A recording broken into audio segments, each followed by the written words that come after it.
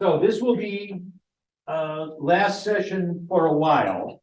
We can pick up again later in the spring. But December is kind of a full month. Then in January, oh, in case anybody didn't know, Hanukkah is coming. Right. There's still a few shopping days, right? All right, Sunday. till Hanukkah, right?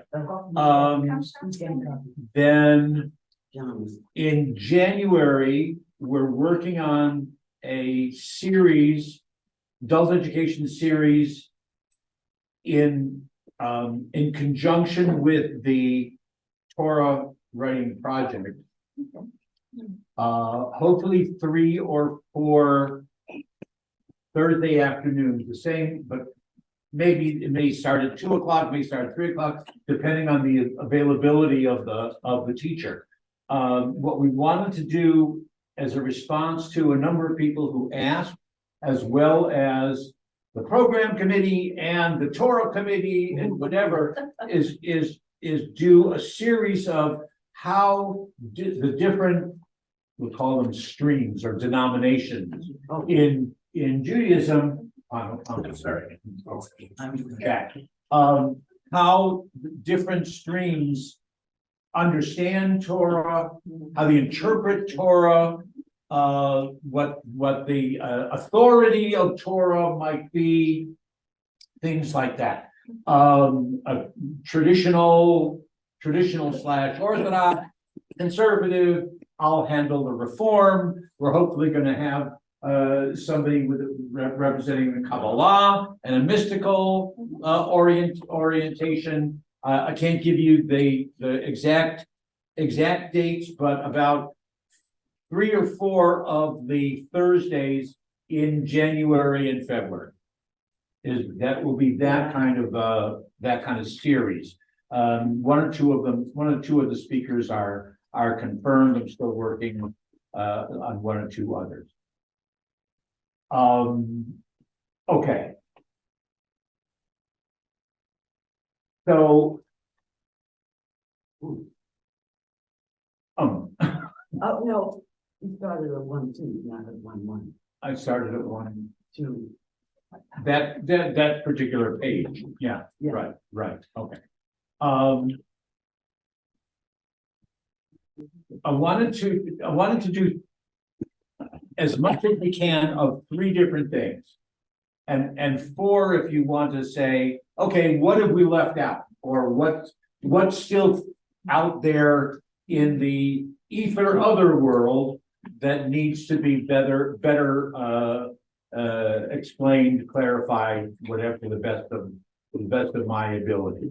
The 3 things that I wanted to do, one, I wanted to do a little bit.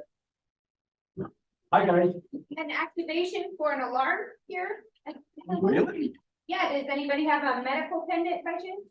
I do, but I didn't activate it. Uh-oh. Wow. Okay.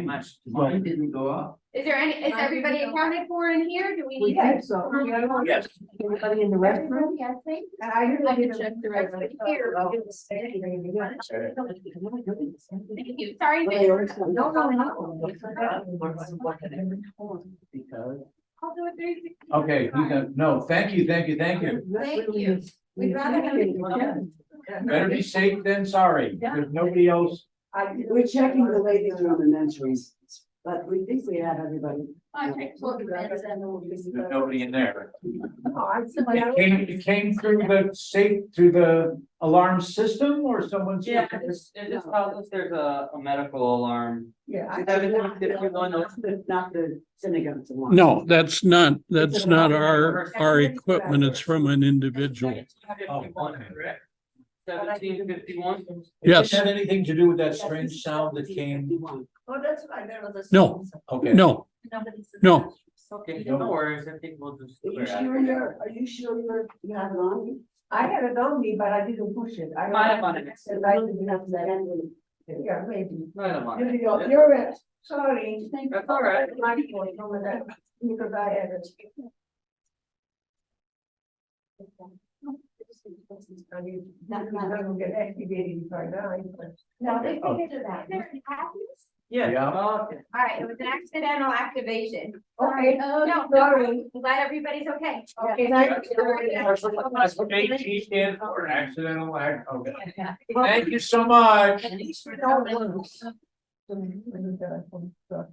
right. We also know the door section. Maybe I should. You should not. Borrow the computer again. Maybe the battery goes. Okay, how you guys, we got to push it if I'm right, you're right. I'm Is gonna, the battery going low or something? And No, maybe- that is, I'm just gonna do the outside. Okay, all right, okay, I don't know. okay, all right, glad you're okay. You're sure you're okay. Yeah, I didn't push It's it. not any kind of a warning. No, Okay, no, All right. I have to push it if I'm in trouble and I don't know. Let me check the GPS, but I couldn't push that one either because that was in the third. It's fine. That's his green and yellow. At least we know they respond. Yeah, yeah. That's what I need. No, because I used them. right, Yeah. And how nice to meet yeah, you. good to know that it works. Yeah, okay, I know that one. Well, We should have asked them if they wanted to stay for the class. yeah. Any questions on any? Yes. Okay, Yes. sorry about that, folks. You did, thank you. All right, so, what is I wanted to do a little bit more with the Pirkei Avot, with the ethics of the fathers of the. And whatever, Ricky brought her copy that's a beautiful volume, excuse me, with illustration and commentary. And I brought in something and then I figured I would just throw it out. Throw it out to you, There, for example. for example. Right, okay, all right. Okay. And my. So, in no particular order. The second thing was, in the, the word that I'm looking for, in the spectrum of Jewish law. We talked about starting from the Torah and bringing all the way up. We got up technically, once there was example of the codes and I was talking about the codes and the Shulchan Aruch and the prepared table, remember? And that's the Sephardic point of view, which was the majority. Yeah. And the more authoritative was the Sephardic until more recently. And then the Ashkenazi had the tablecloth. Because they always, there was always this controversy on what you do, what you don't do, or how you do it, or when you do it, or where you do it. And then since then was what we call the period with responsa of questions and answers. And they're all much too long to try to have, but I can, if anybody specifically wants to do more, if you're curious about it, if you really want to do some more reading in some of the examples and some of the illustrations, I can print them out for you and get them to you so that you can look at them on your own. But I did bring in a couple just to share, and I'll highlight what the most recent type of response are going. There's a lot that's being written in Israel right now, hasn't been translated yet, but obviously dealing with rules of warfare, and the morality and those kinds of things. There's also one that I was thinking I might be able to bring in because it would certainly bring up a discussion for us so we can come back to it, is there's a lot of debate in Israel right now, not only about the character of the war, so leave the war off to the side. We'll be talking about it tomorrow night with the services, and if any of you are going to the different programs up in Tucson on Saturday or Sunday. But one of the internal questions And I don't mean just with the politics of what it means for Netanyahu and the government. That's been put on hold, but the Israeli population is very, very anxious to be able to deal with that also. But from a standpoint of the religiosity and the kind of question that I'm talking about is some of these people who tragically who were killed, whether it was on October 7 or whether in the hostage situation. Yeah, exactly. Yeah. Can they be buried In the Jewish cemetery. in Jewish cemetery Yeah. if they weren't officially designated as Jewish according to the Orthodox, Yeah. okay? And what happens, there's even a case of someone who now was buried in consecrated ground, and now the authorities have found out, I believe it was a male.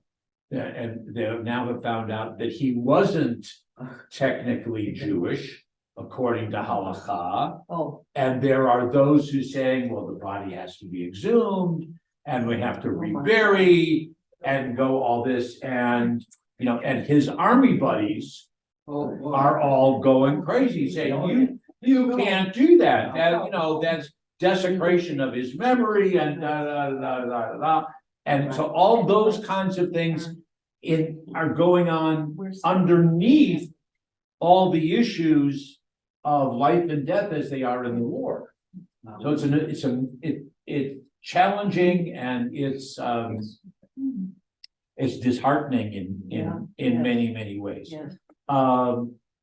But it just goes to show that Judaism being a religion of life, and this whole halachic process of that our tradition and our legacy gives us guidelines by which we make decisions for everyday occurrence.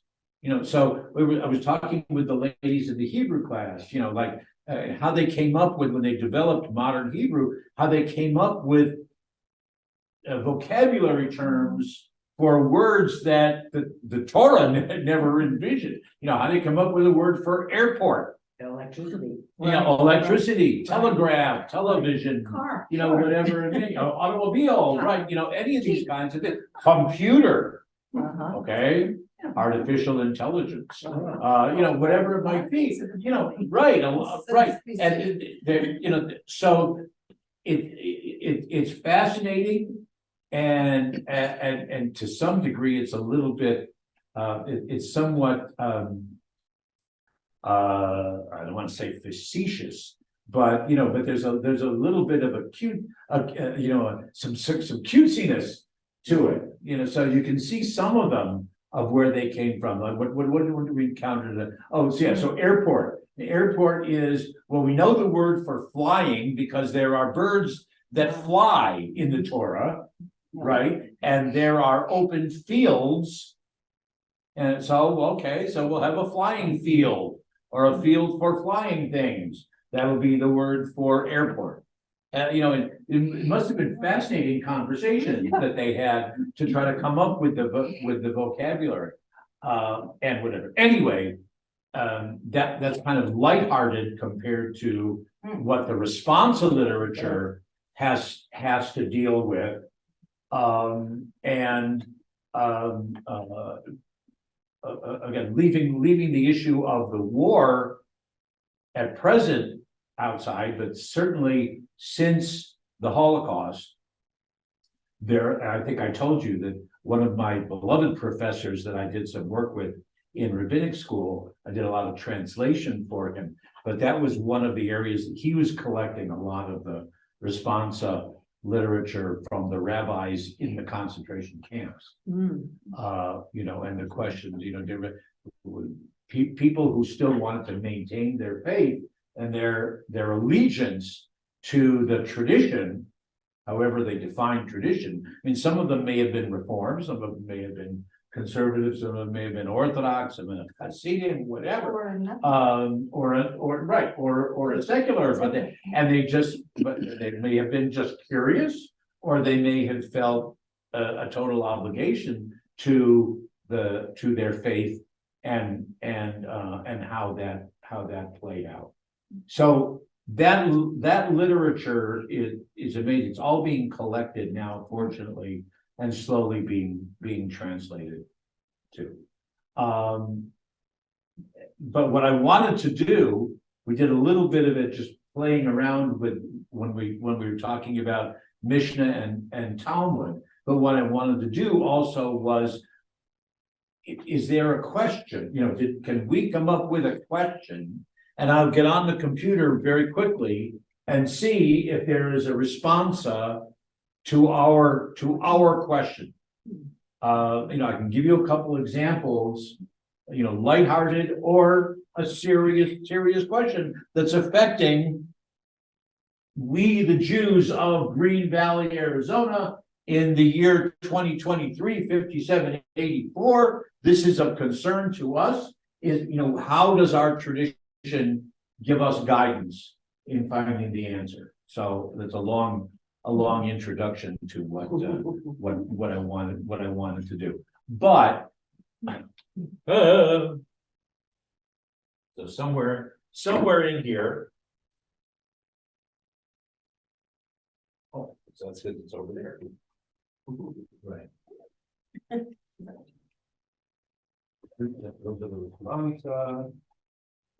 This is, Ricky asked me about one particular thing about, well, it's 5:15, I know, Okay, I know. right, but the one that I wanted to share with you, okay, all right. So this is a teaching in Pirkei Avot. It's 5:10, if you wanna. So and this is also, we know this kind of literature and this kind of, what's the right word? Aphorism, right? These kind of little pithy statements, easy to remember. We saw the first one, the world sustained by three things: on Torah, worship, and loving deeds. And it's not your task. It's not up to you to fit. But thou art not at liberty to neglect. Thou truly art not. Right. That's where the. Right. Well, it used to be confirmation class. But you're not. Confirmation class used to be the entire syllabus. You can't. The curriculum was Pirkei Avot. Right. But you're not Okay. All right. obligated to finish it. Right. Yeah, right. Yeah. Lo alecha That's ha'avachali been thrown bo. in. Right. I can quote all of them in Hebrew. It's which English translation do you want? This is Right. when I just happened to open up the little picture, and that's the one that's the. Right. It is not thy duty to finish the work, but thou art not at liberty to neglect it. Good one. Right. Okay. There are four kinds of human beings. Okay. Remember 5:10. So remember from the Passover, from the Haggadah, four kinds of Children. the four kinds Yes. of, wait, there's four sons, right? Four sons. Four kinds of children, right? Okay, all right. So this is similar. This is similar. Four kinds of human beings, right? One says, what is mine is mine, and what is yours is yours. Now, according to the text, it says that's the usual kind, right? What's mine is mine, what's yours is yours. Okay. But some say that that's the kind of people who lived in Sodom. Okay, so what's the lesson? Okay. What's mine is mine, what's yours is yours. Tell me about that kind of person. What's that person's attitude? What's mine is mine, what's yours is yours. They're No not sharing. generous, they're not empathetic, they're not helping other No, people. no, sharing. right, no generosity, no No sharing. compassion, Chances are. No they- sharing. so indifferent, okay? Chances are Cain They was one of didn't the know bad. this is a charity, that's for What sure. does that have to Oh, do with? well, okay, you can do it that way, we, You weren't here, but we talked about Cain in a different sense, but that's okay, that's fine, that's I fine. was thinking of that. conversation. Okay, all right. The classic commentary, Bartonero, the reference to Sodom is the person who is unwilling to help another. Right.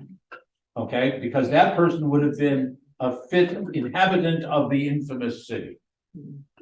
Okay, all right, mine is mine, yours is yours, but that, and in 200 CE, they're saying that's typical, Mhm, okay. okay, that's the usual kind, that's typical. right? Another one, what is mine is yours, and what is yours is mine. Oops. Now, the text says, how do they translate that? That is okay, an am haaretz Yeah, that's. is a euphemism in Hebrew for an ignoramus. Oh, okay. Am haaretz, okay? All right? Oh, that's a boor. Okay, someone who's lacking in education, right? Or like, kind of. Yeah, lower class, if you will, okay, inferior. All right, what's mine is yours, and what's yours is mine. How does that play out in life? What's mine is yours, and what's yours is mine. So everything. Mi casa tu casa, Yeah. right? No, Well, that's one way of Everything looking. is common.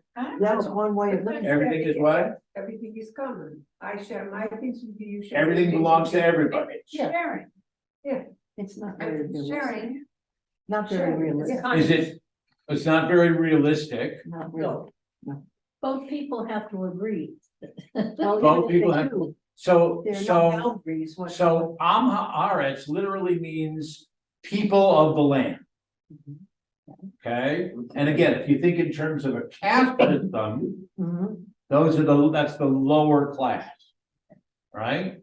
But what else could it mean? Communal living. I Communal, was thinking that. right, but- okay, people who are saying, It could. They're not really. right, what's mine is mine, what's mine is yours, what's yours is mine, we're all in this together, folks. Okay, we're all in this together. Yeah, my cow Uh-huh. doesn't just feed my family. It goes Yeah. wherever it spreads. Yep, yep, yep. Interesting because Right. Sue Cohen mentioned that it's unrealistic Mhm. and coming from a democratic background. From a country of democracy.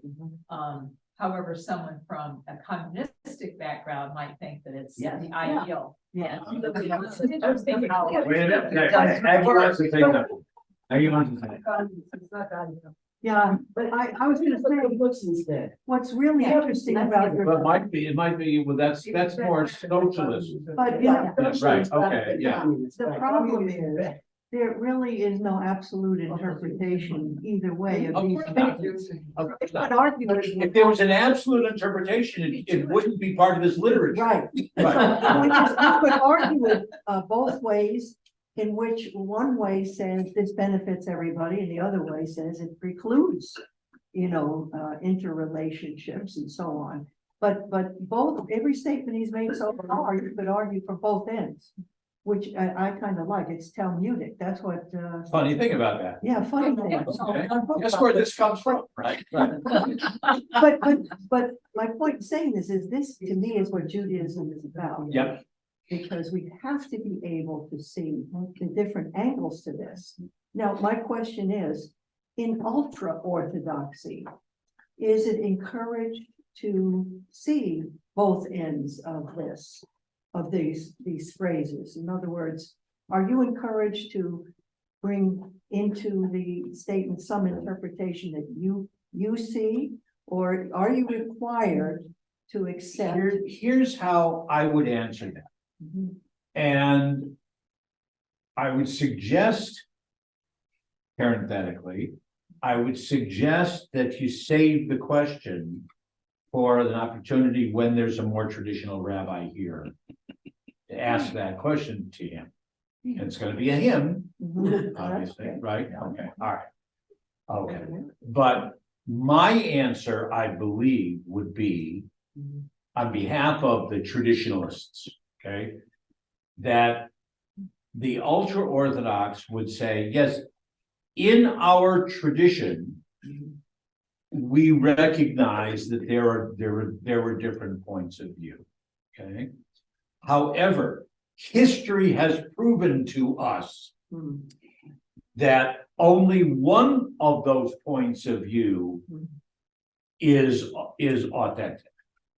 The others may present themselves as being authentic, but they fall by the wayside. And the traditional, the quote unquote, the orthodox, the mono, whatever the right phrase would be, you know, the ultimate, only one fundamental interpretation, whether it's through divine inspiration, where we talked last time, that God comes down in a hot coal and says, this is the answer. Okay, you know, or whether tradition has given us the answer. That yes, they've said, we recognize that tradition allowed for alternative voices, but ultimately there is one. I think that's the way that they would answer it. Okay, Can we briefly look at the next one? sure. Or, Not, doesn't have to be briefly either, Okay. okay? What is mine is Oh, yours. no, I'm sorry about Oh, the next. No, wait, we have to finish this one. and then Still, I do got the your next one report. also. Okay, well, we could look at the next 17. We wanted to, but we're not gonna. I have it's not really comments on. kind of. All right, okay, so, and I personally, I don't like. One of these fellows was one of my teachers, but, okay, I don't like the translation, the way it takes us, of ignorance. Yeah. That, I think that leads us in a different direction, that's my opinion. Yeah. The mine and mine. Yes. I What just- is mine is, Dumb idea. what is mine is yours, and what is yours is yours. That's the same. That's a characteristic of a saint. That's the same. That's, we saw the letter in the Hebrew class, that's a tzaddik, right? That's a righteous Righteous. person, okay? Is it what I have can be yours? What you have is yours, you don't need to share it with me, okay? It's also being a mother. Mother Teresa. That's also being a mother. Yeah. Pretty much. Is that Okay. why? Mother. All right, and then the last one, what is mine, what is yours is mine. It's a wicked. Oh, boy. That's an evil person, that's a sinner, what's mine is mine, what's yours is mine also.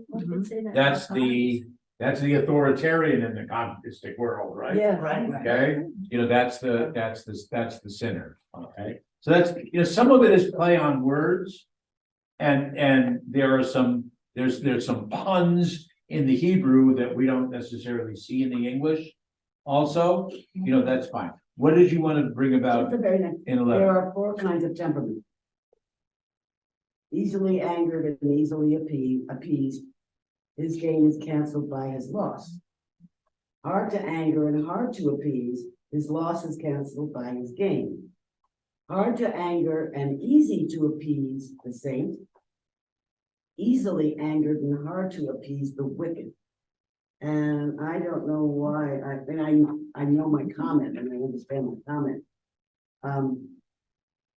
Because I wrote on here, characteristics in one's power versus temperaments, one's nature, but can be changed. That's what I got out Yeah, okay, of that one. okay. All right, And So- you want to disagree with me? so I'm not gonna lie, we're gonna move on, okay, all right, so this whole, you know, there's half of this whole chapter is well, there are 4 kinds of this, there are 4 kinds of that, there are 4 kinds of people, there are 4 kinds of students, there are 4 kinds of teachers, Okay. you know, and on and on and on. 4 kinds of persons who would go to the house of study. Yep. So in honor of my students here you go. One goes, but does not practice, Right. right? He received. This one gets a reward for going. One practices but does not go. This one gets a reward for practice. Mhm. One who goes and practices is a saint. One who neither goes nor practices is a sinner. Right? Okay. I wrote, I like this one, and then I wrote, what's the motivation? For going? The first part, who attends but does not practice, Okay, so then back to the question, kind of which relating to Sue. And if you want to remember this, and again, when you're asking the question to a traditional rabbi, you can really demonstrate your brilliance. Okay. Any controversy that is for the sake of heaven shall in the end be resolved. Now, they talk about a controversy, l'shem shamayim, for the sake of heaven, Mhm. right? Right, A controversy that is not for the sake of heaven, that's not endure. that's shtuis. That's right. shall not be resolved, it's okay, it's just, there's. And again, I would question that because there is such a thing as just intellectual curiosity, is just arguing for the sake of arguing. They do that, all right? Which controversy, as an example, was for the sake of heaven? The controversies between Hillel and Shammai, right? Which controversy was not for the sake of heaven? The controversy of Korach, who challenged Moses's leadership, things like that, because he had ulterior motive. Okay, so you get into all those kinds of things. And the bottom result is the phrase, okay, that, and this comes from the Talmud, not from this, but they resolve it by the Hebrew is Elu ve'elu divrei Elohim chayim. Both these and these, this, they're both words of the living God. Hmm. Okay, affirming that you can have two different interpretations. Ultimately, you need to have one that's going to be the decide. That's your decision, that's your practice, this is how you're going to do it. But recognizing that both can be authentic. Are you saying both, meaning the controversy of Hillel and Shammai No, as no, one, no. and the controversy? Oh, of Hillel and Korah as- Shammai? Yes, both are recognized, I understand. both that, are included, The way you. but not Hillel Shammai versus Korah. Okay, the way you were saying that, I thought that Hillel Shammai was one controversy, and Clark and his. One type of controversy, And Yes. Clark and all his company was another type of. right? Because controversy. Korach and his company were swallowed up in an earthquake. But you right? said both were for the sake of heaven, so I didn't know if you meant. No, both Hillel and Shammai. I'm So, sorry. Okay, the first. Sorry the for the first- confusion. I have a question here. Yep. Is there another translation than controversy? In any controversy for the sake of heaven shall endure is the technical translation. What I'm trying to get at, Disagreement. is it, The Hebrew is machloket, is an argument or controversy. But it's usually debate. relate, pardon me? Debate, use the word debate. yeah, I was wondering about that. Well, then really inherent in the teaching is that argument is a healthy kind of Yes. exercise if in the end it serves a heavenly purpose. Right, a machloket l'shem shamayim, Mhm. an argument, a debate, controversy for the sake of heaven, in order to better understand God's word, better understand Torah. Okay, yes, that's absolutely worthwhile. That absolutely is vindicated, is approved, it ultimately is fine. But a machloket, a controversy, a debate, shelo l'shem shamayim, that is not for the sake of heaven, is poo-poo. You know, that's a waste of time. That's what they call, that's pilpul is the Hebrew. That's, you know, that's, wait, that's waste, that's waste. Heard that from- That's what pilpul. Interesting. Yeah. So Yeah. one is the search for truth, and another one is basically a competition for something, Winning.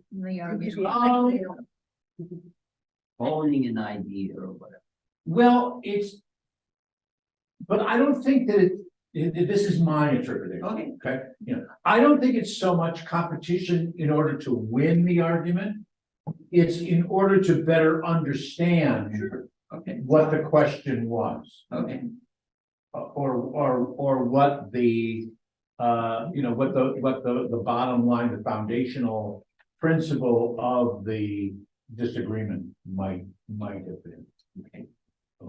Okay, but it's not necessarily, we're not keeping track of, Hillel has 67 and Shammai has 23 or whatever. Okay, all right. Okay, so those are examples of this literature, but again, this is not halacha. This is not legal. This is Agadah. I apologize if I keep, Amy, I'm sorry, back there, or whatever. Okay. Joyce, Joyce left. Joyce, okay, all right. So that's Agadah, that's lore, It's the most okay? fun. It is fun, it's wonderful. Aesop's fables. Exactly.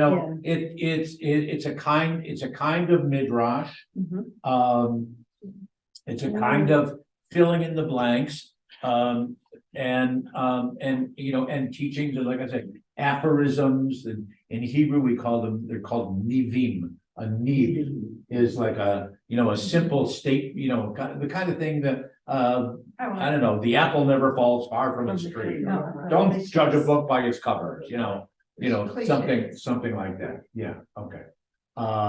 You look like you wanted to say something. Well, I'm thinking way forward, the Baal Shem Tov and Hasidim does that long stories, but then there's Right, that last sentence is like the moral of the story.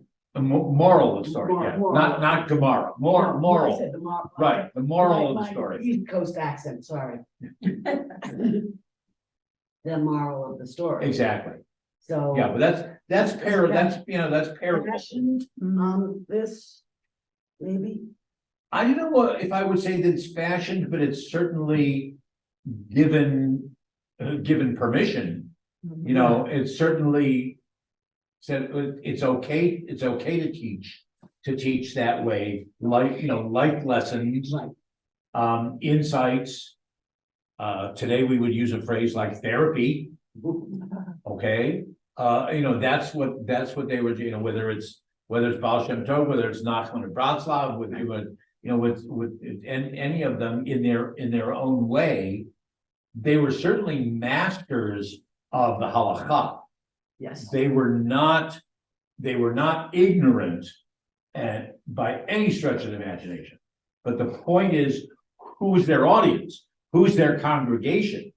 The congregation they assumed were these haaretz, were these ignoramuses, were these lower class peasants who had no background whatsoever. And rather than trying to, the opposite of the Hasidim were what were called the misnagdim, the opponents, okay, literally, who said, no, you must understand, you must study and understand, and go to yeshiva and understand every jot and tittle of the Talmud and of this and that and da da da da da. And the Hasidim were saying, no, it's more important for the lifestyle.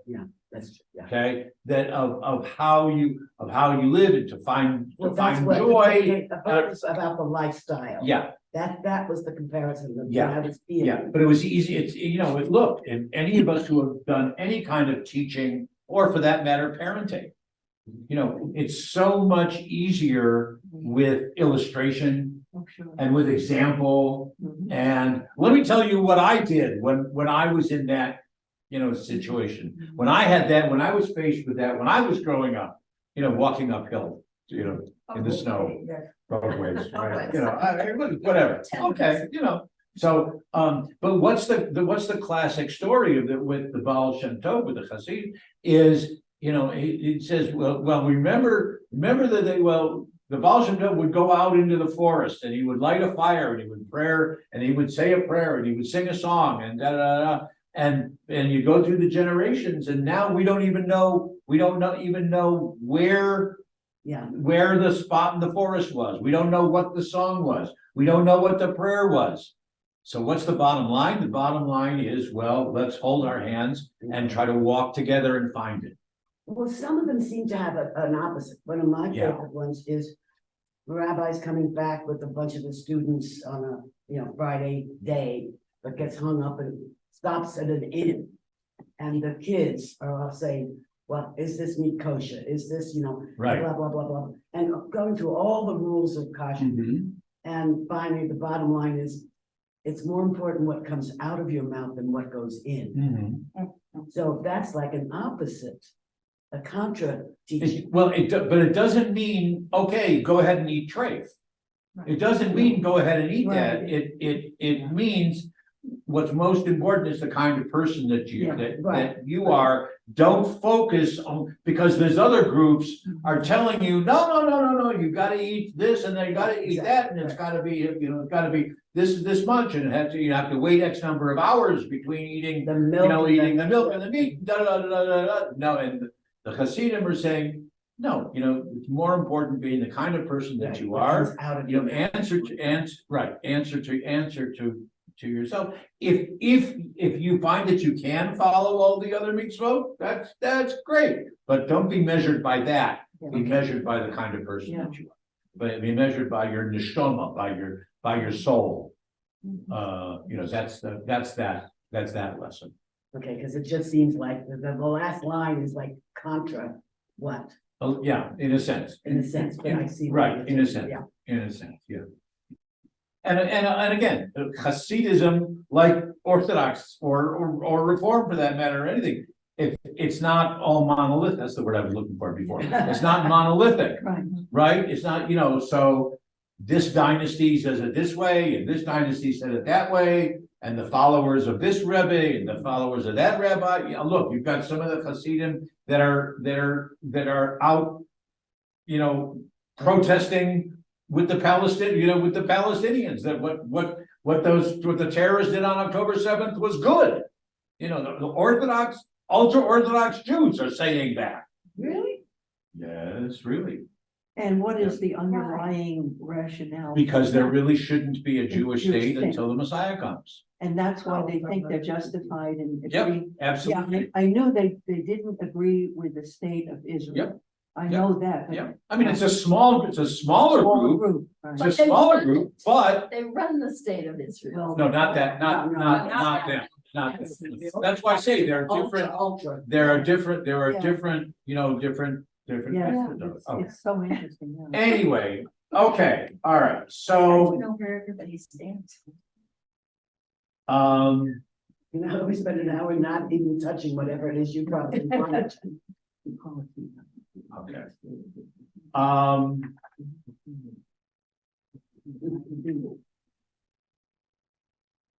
all right, but we'll do this one. So I brought 3 different ones, but, and depending on timing and whatever. Okay, so this is a response of from the spring of 1993.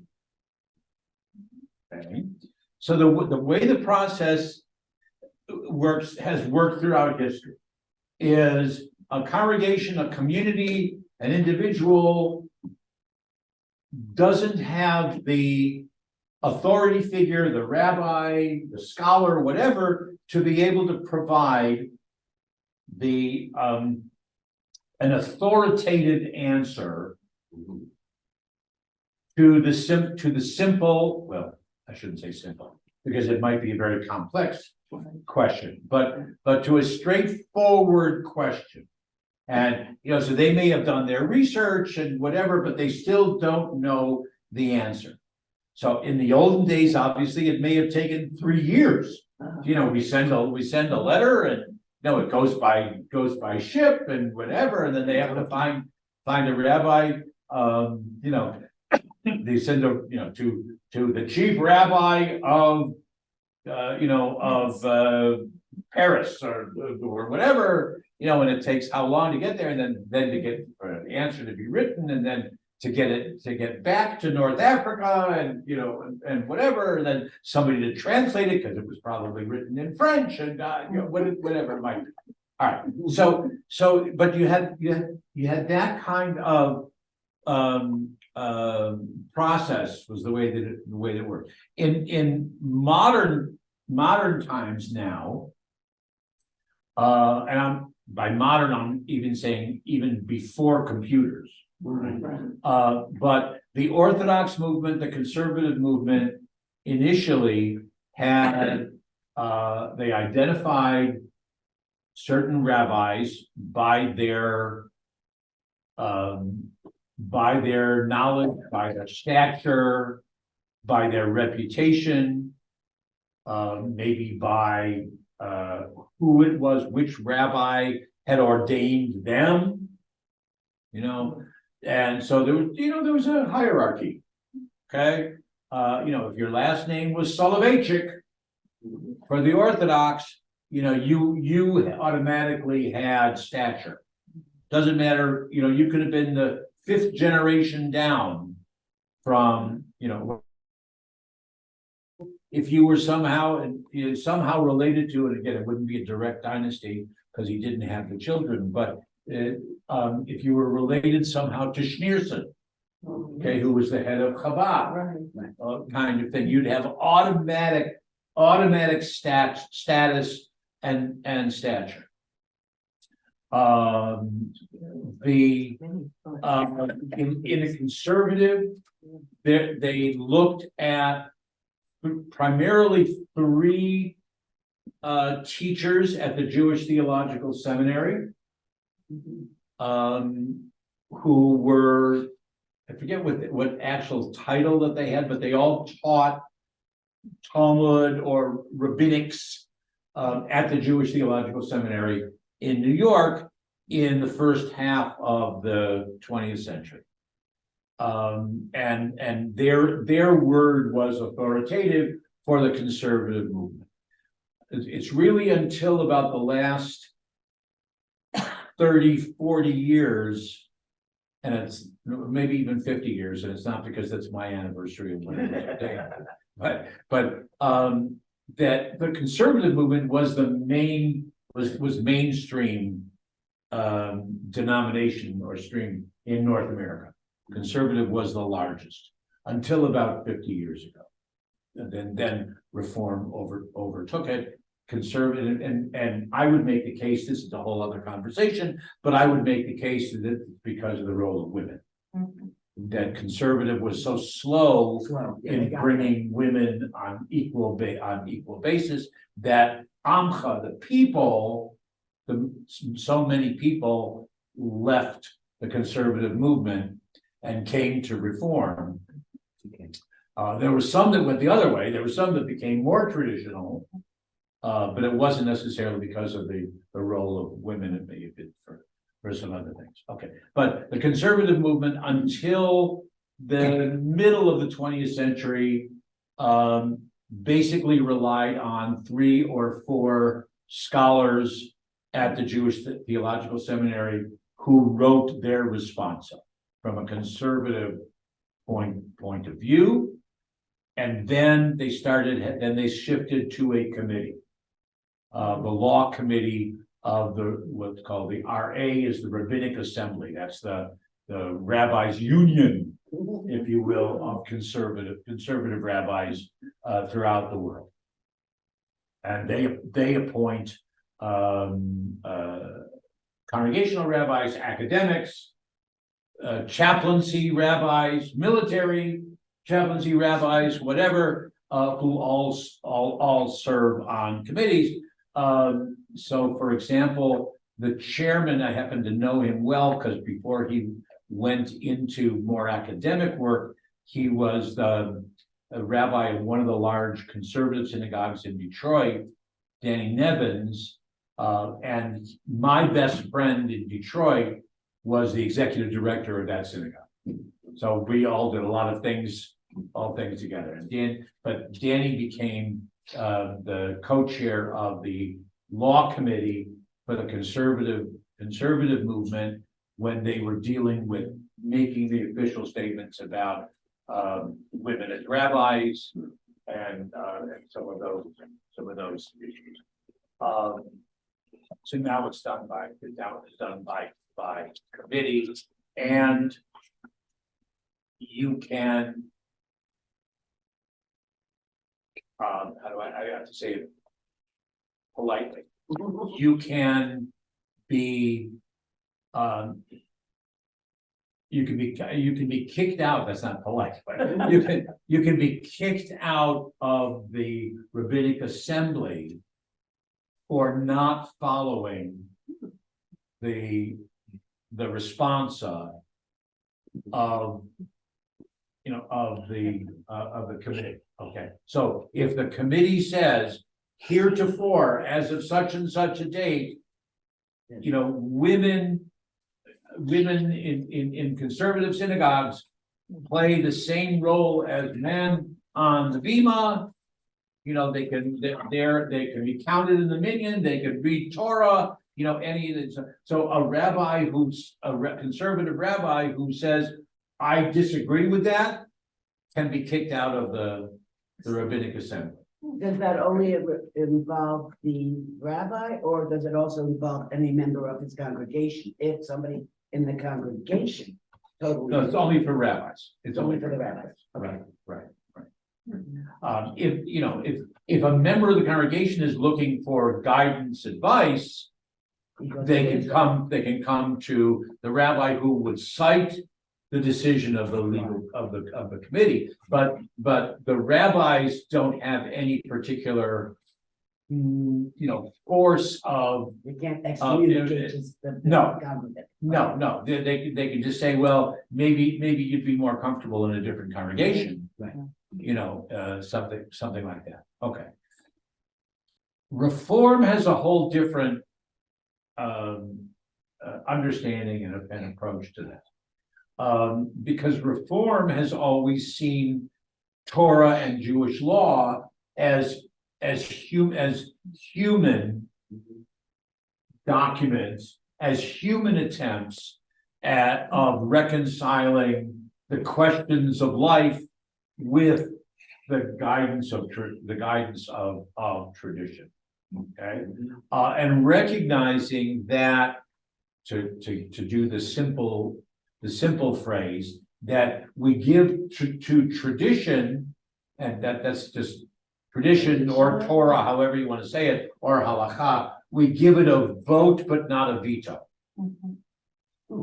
Okay, so in other words, so we recognize the historical validity of the decisions and the responsa and the halakha and whatever, but that doesn't mean that we automatically adhere to it or automatically follow it. Or automatically disregard. Or automatically disregard it, okay?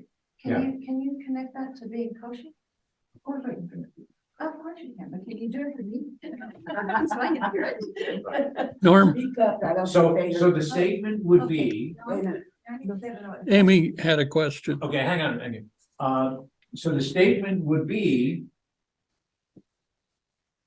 the laws of kashrut were important for the Jewish community for centuries.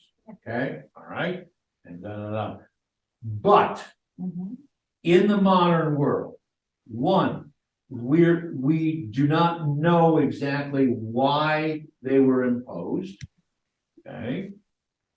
B, modern science is telling us that there's not necessarily a health benefit, not necessarily, there might be, but not necessarily, there might be. And C, there are other aspects of daily Jewish life that are more important to be performed and observed than worrying about customs, right? That love your neighbor as yourself. My relationship with my next door neighbor who invites me to dinner and puts, A lobster. you know, right, yeah, right, well, lobster, grill, you know, whatever it might be, in front of me at dinner, and my not wanting to embarrass them takes a higher precedence Okay, over my decision to not eat shellfish based on a couple thousand years of. That's the way that That's they would, that's the reform, way, that's. But that's that's not the way. the way the Orthodox. No, oh, no, No. It's just wrong. no, You just- right, okay, all right. So that's it. Yes, Amy, I'm sorry, please. That's okay. I'm concerned about the rabbi who might be removed from assembly. Does that rabbi lose his or her ability to lead a congregation? Does that rabbi lose his credentials to be a rabbi? Definitely no to the second. And to the first, it just means that particular rabbi has to find a congregation community that they have better, you know, they're more compatible in the way that they understand it. What it meant, I was involved with some of this back in the early '80s, early to mid '80s in Detroit. Here's how it played out. There was a rabbi from a more traditional leaning conservative congregation. I'll put it that way. Okay. As the decisions about women, mixed seating, okay, men and women sitting together, about women being able to come up onto the bima, about women being able to hold the Torah, whatever it might be. Okay. And this particular rabbi said, no, I'm a conservative rabbi, but there are traditions that I want to conserve. Right. Okay. And one of them is the separation of men and women within the religious context. That's the way I was trained. That's the way that I feel. And there were members of his congregation who agreed with that, and there were members of the congregation who disagreed with that. And so the congregation split, and he went to a different congregation, and the more liberal or the more equivocal that they went just in different ways to different congregations. That kind of thing. Well, now the same things happen whether it was male, female, the same things happen in other congregations, whether it was a issue of Zionism, or whatever it might be. Things like that. But you don't lose your credentials as a rabbi. And it was they in the conservative movement, actually, and I probably should have said this, is that there was an alternative, what did we say, a union or a guild. And so the Rabbinic Assembly is the majority, the larger group. But then there was also a group, what they call them, the UTJ, the Union of Traditional Judaism or something like that. For rabbis that did not go along with all of these changes. They were still they weren't kicked out of the movement. They just could not be members of the larger rabbinic association. They couldn't use their pension plan. They couldn't use their placement service. Their things like that.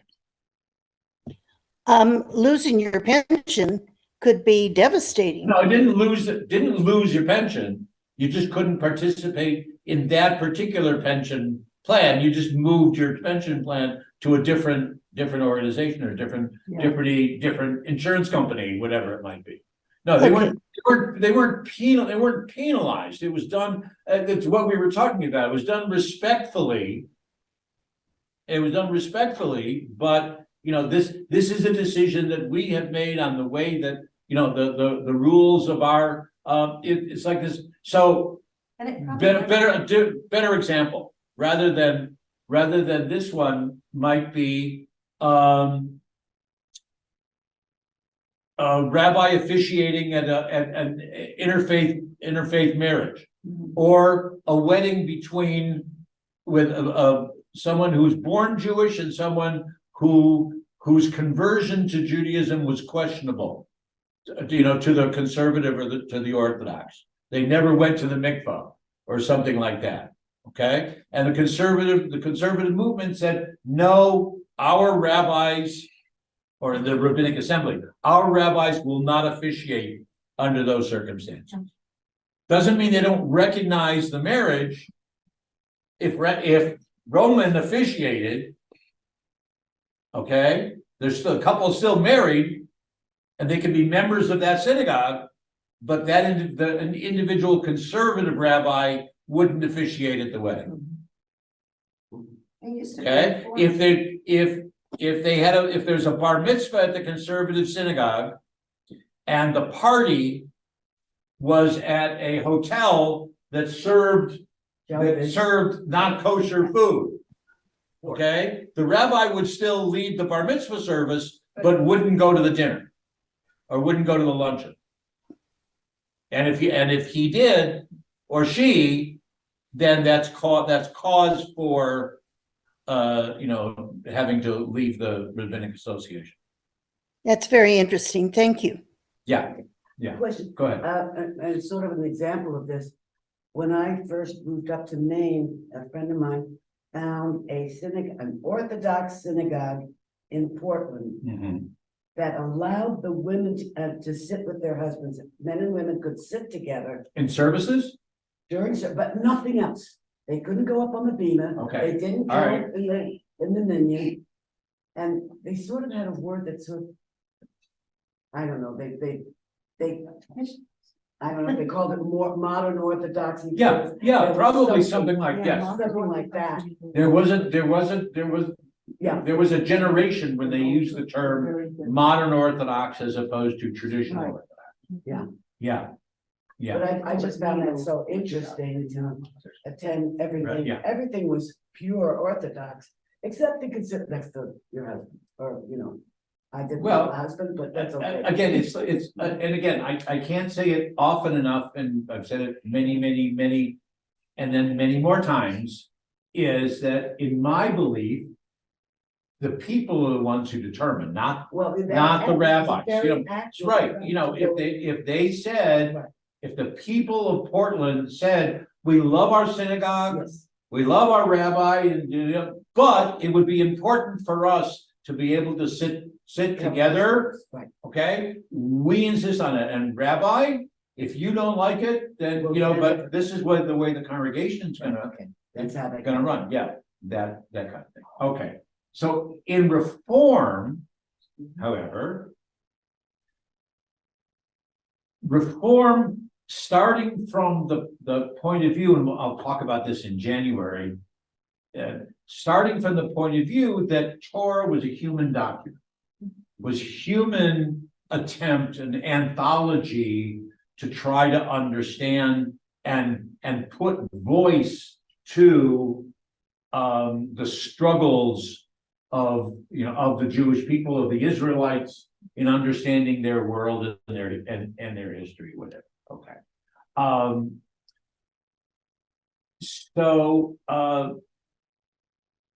It said something about, so we give to Jewish law, we give it a vote, but not a veto.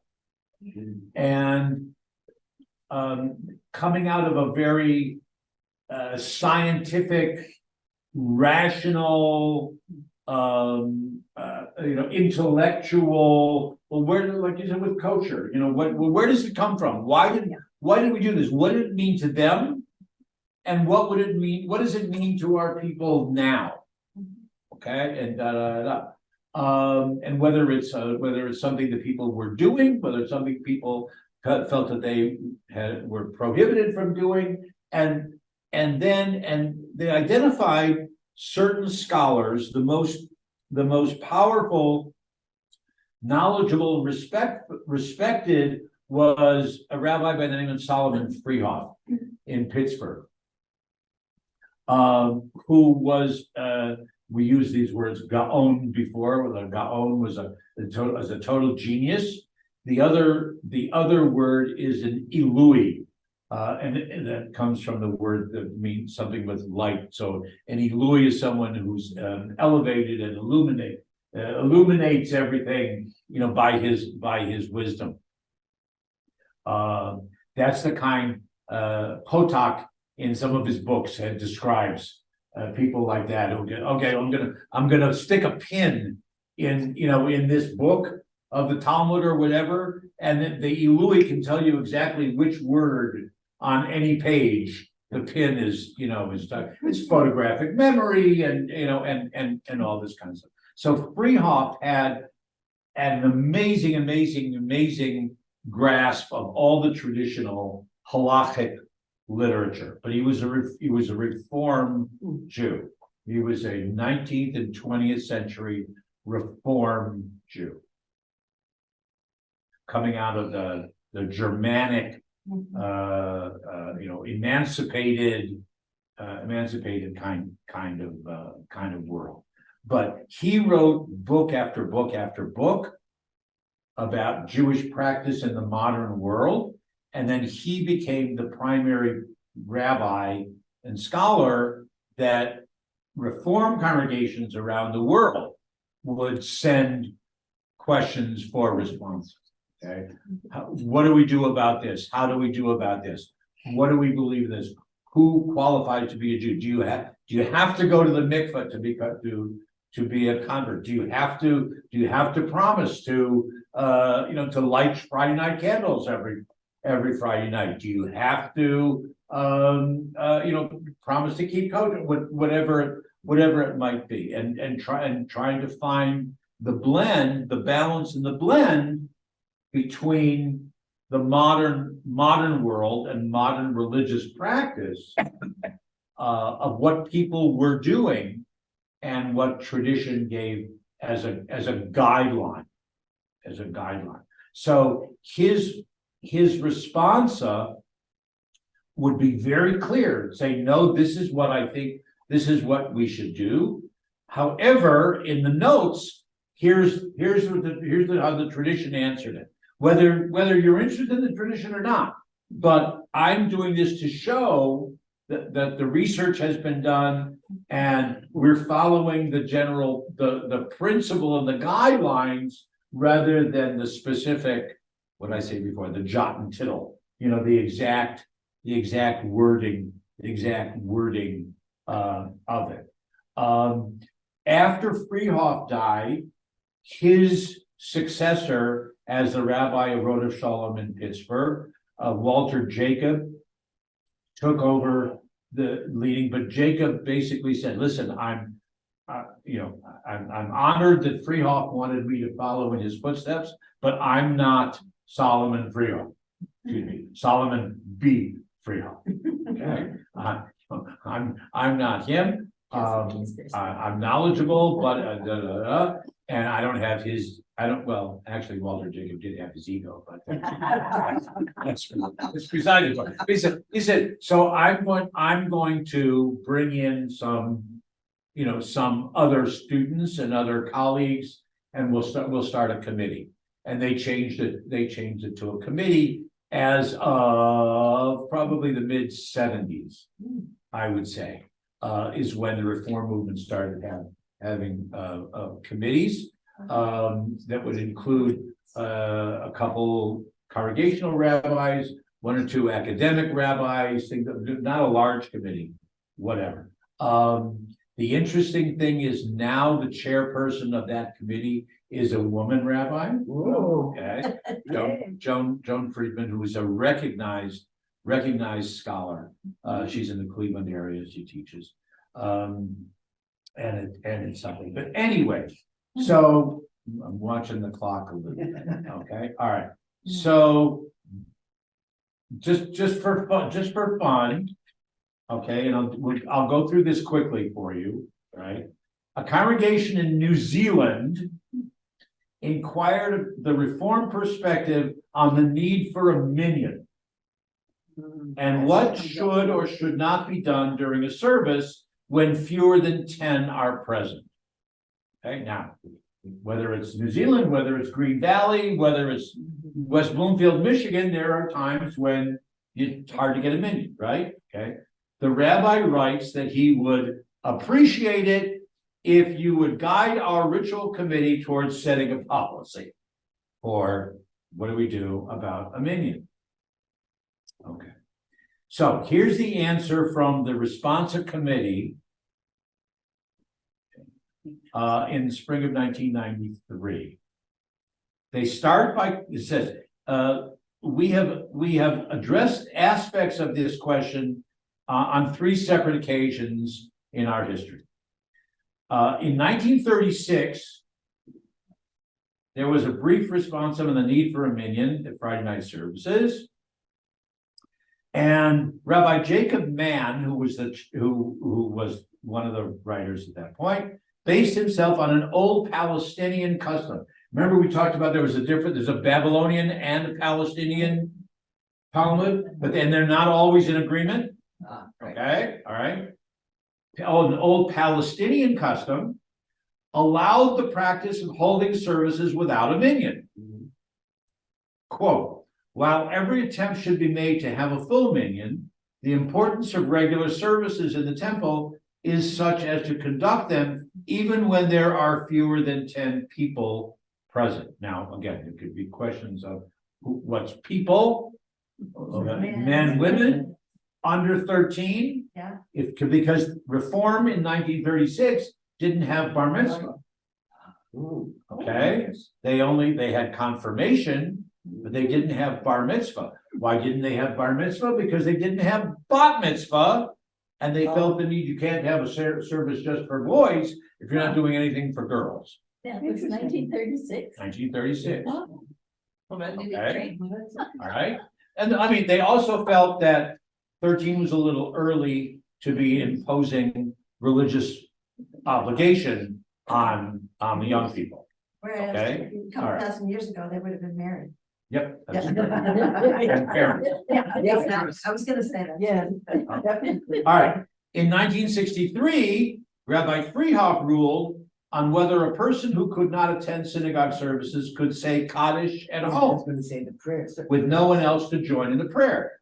The response was quite detailed, permitting the practice under certain circumstances and making alternative suggestions.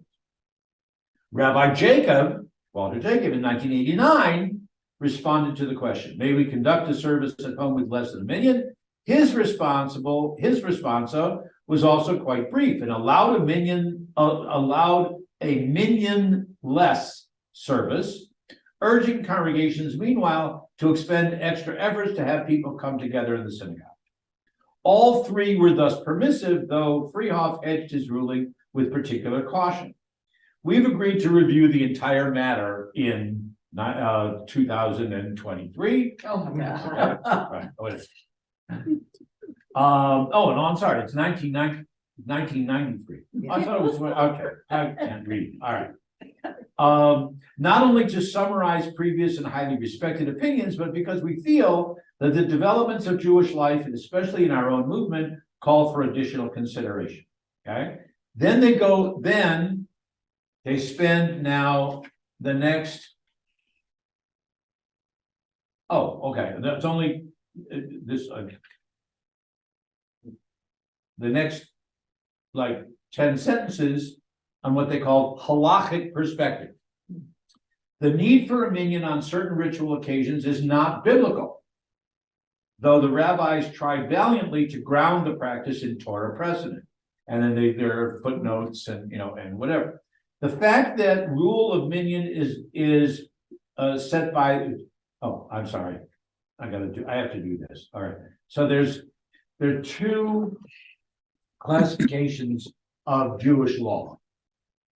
There's what's called, and the words are in Aramaic. There's Doraita and there's Dorabanan. What word do you hear in Darabanan? The Rabbi. Rabbi, okay, so that's rabbinic. Example, I've talked about this, right? Wearing a yarmulke, okay, that's Darabanan, that's the rabbis, okay, da, da, da, da. Nowhere is there anything in the Torah about wearing a yarmulke. Okay, but Doraita means it's from the Torah. Okay, all right, so there's two kinds of, all right. The fact that the rule of minyan is derabanan has occasioned repeated attempts at slackening of the reins of the rule of 10. Jacob cites discussions on whether a child carrying a Bible, a chumash, could be considered as completing the quorum. Okay, because that's one of the rabbinic things. Okay, well, if you got 9, the old thing of if 9 and a Torah scroll. The Torah scroll can be counted as the 10th. Okay, all right, not 8 and 2 Torah scrolls, but 9 and 1 Torah scroll. Okay, well, what if you're in, we're gonna run out of time, but what if it's a congregation that doesn't have a Torah scroll? Okay, so, okay, well, if someone is carrying a book of the Torah, called Chumash, 5 books a month, all right? So if someone's carrying a Chumash, does the person carrying the Chumash have to be bar mitzvah age or older? What if it's younger than bar mitzvah? Does that still count? So that you see how they all go. And if they've said, well, yes, if it's a 10-year-old boy who's carrying the Chumash, that can count as the 10th person. That gives us the opening, because basically, I would maintain Judaism on questions like this. Historically, Judaism is traditionally very lenient. They look for the opportunity to make it happen. Okay, without embarrassing anybody. Okay, other classic example. Somebody who walks in the door, even before all our security days, somebody walks in the door and say, "Hi, I'm new to town. I'm Jewish, and it's my father's yard site. I would love to have the Aliyah." Okay, what are we supposed to do? Believe him. Believe him, give him the Aliyah, absolutely, benefit of the doubt. Okay, we don't ask him, well, we need to prove that you were circumcised. We don't say, we want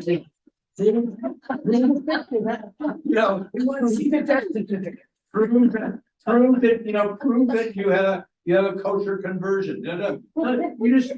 You give them the benefit of the doubt. You assume that's the way that we do those kinds of things. That go back to Pirkei Avot, if you will. Okay, that's give people the benefit of the doubt.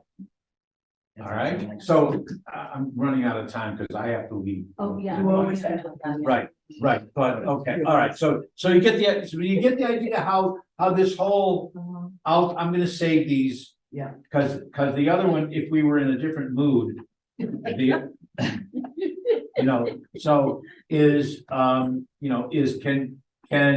can you, that's why I got confused.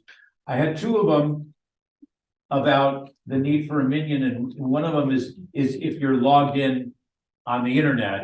Yeah, right, are you considered one of the, There's a high. reform, yeah, 1, 2, right, 4, and- 5, 6, and what- 8, 9. He's not Jewish, 10. okay, all right.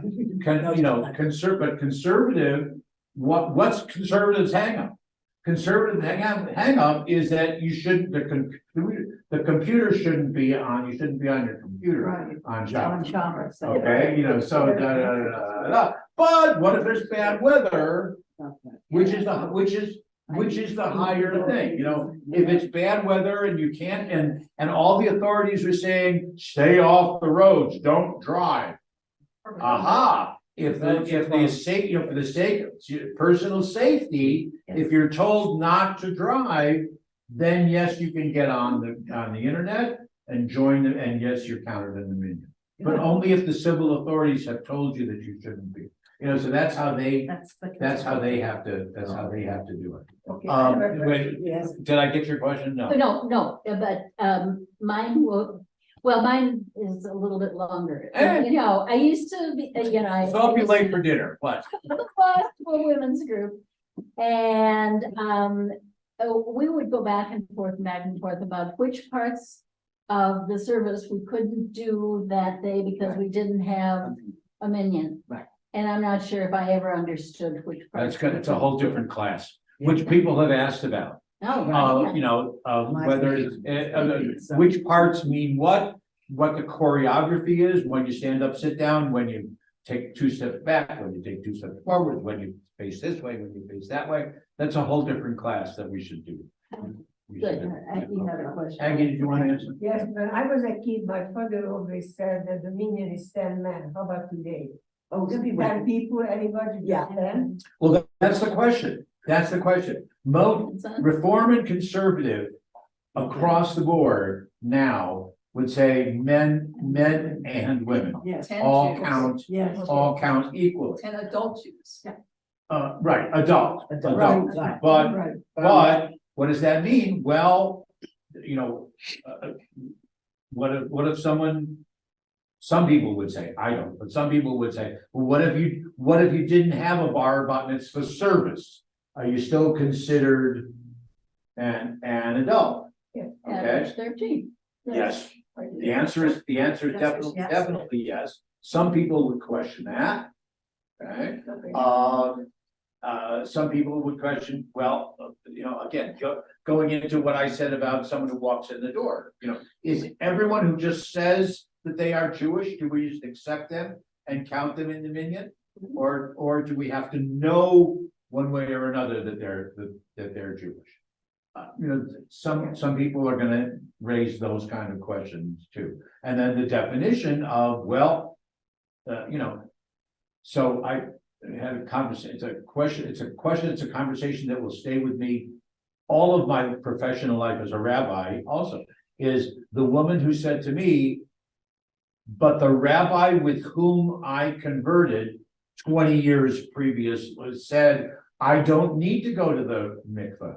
I don't need to do this. I just need to take a class, attend services for 3 months, and, you know, show up and be blessed and get a certificate and boom.